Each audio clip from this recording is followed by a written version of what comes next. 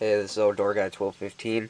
I'm gonna make a video on the New England Firearms R92 22 long rifle double action revolver. First off, I'll do the safety check. To pop open the cylinder, you're gonna pull out the little pin under the barrel, and then the cylinder will come right out. Then you can inspect it and make sure that it is unloaded. This gun is a 9-shot 22 long rifle. I'm not even sure if anyone really has this. I don't think that these were too widely made or too widely popular. I bought this for $100 at an auction. It was actually a birthday present. My dad bought it because we went to the auction a couple days before my birthday. My dad bought it for me. So $100, not too expensive. The gun itself is just beautiful. The finish on it's real nice. Has a real dark blue for the cylinder, and then a lighter blue for the main body and everything, and then real nice, rich in color wooden grips. And the grips have the NEF kind of logo trademark thing right there, and that is on both sides.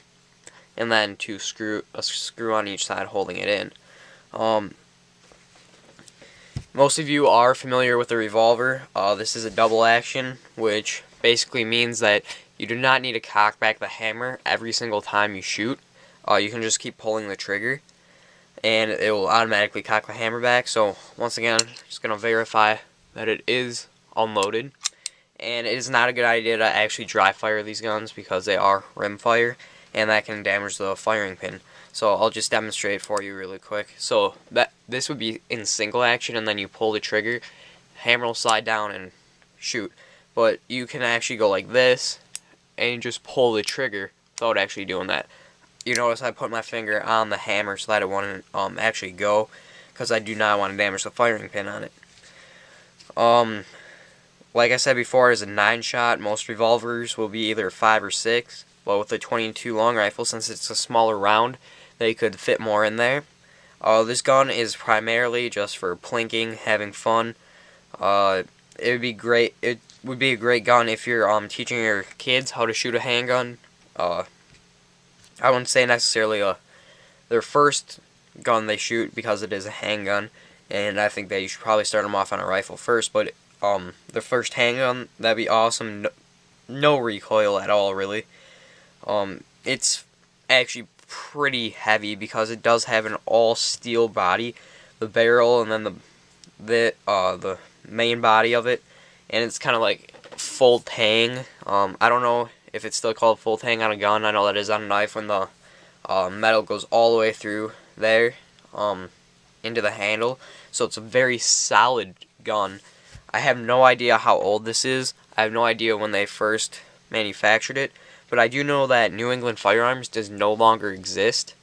I believe that they went bankrupt. I'm not 100% sure on that.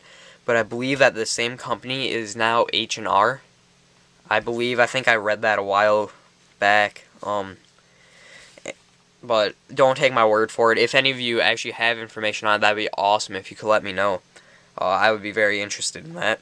The sights are very basic. I don't know if you can see them on here really, but has a front sight post, and then this groove acts as your rear sight. So if I can line it up, like, where am I going here? It's kind of hard. There. That's pretty much your sight picture on it. They're really not the best, especially if you're shooting more than probably 15 yards with it, which I don't recommend in the first place because it's not the most accurate. I believe that is a 3-inch barrel. I don't know if I have anything to measure that with right now, but I'm thinking that that's going to be a 3-inch barrel, or 3.5, 3.25, something like that. It does shoot the 22 long rifle round, which most of you are probably familiar with. Very cheap round, very little, but still very powerful. And then if you want to compare that to like the 38 Special, there you go, just for a little bit of comparison there. And it's rimfire, centerfire, but yeah, that's pretty much it. I don't know if there's anything else I can say on here. It is made in the USA, which is definitely a bonus. Try and buy as much stuff as you can that's made in the USA. I do prefer guns and stuff that are made in the USA.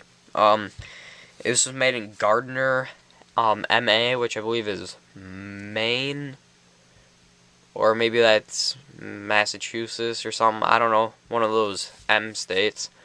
I'm not good with the states, but if you guys have been following along in the news and stuff, actually it hasn't been on like the TV. I've read this online that I believe it's 8 states now have passed laws in their state constitution that say any firearms that are made in that state and sold are not subject to federal law or something like that. And basically what they're doing is if the federal government would say, hey, you can no longer own any guns, they can still keep those ones. So if you live in MA, once again, I'm sorry, I don't know what state that is. You can look it up if you don't know.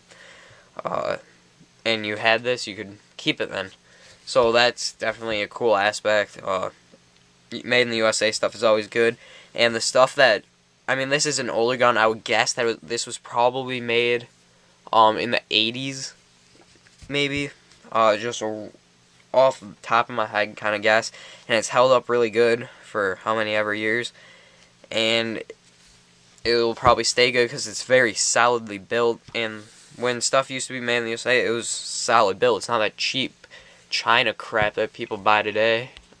Myself included though, but it's kind of hard not to buy stuff that's made in China because it's pretty much everything. So when you look and you see made in the USA, that's always awesome.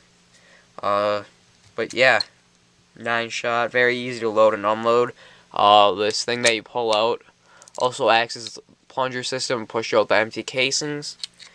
As far as speed loaders for this gun, I have absolutely no idea. I would imagine that they don't have them, since I do not believe that this is a very popular gun. But it definitely very sturdy, very solidly built. Also, but not the most accurate. But that's with pretty much any shorter barreled handgun. But yeah, that's pretty much it. That's my review on the New England Firearms R92 22 long rifle revolver. Thank you for watching.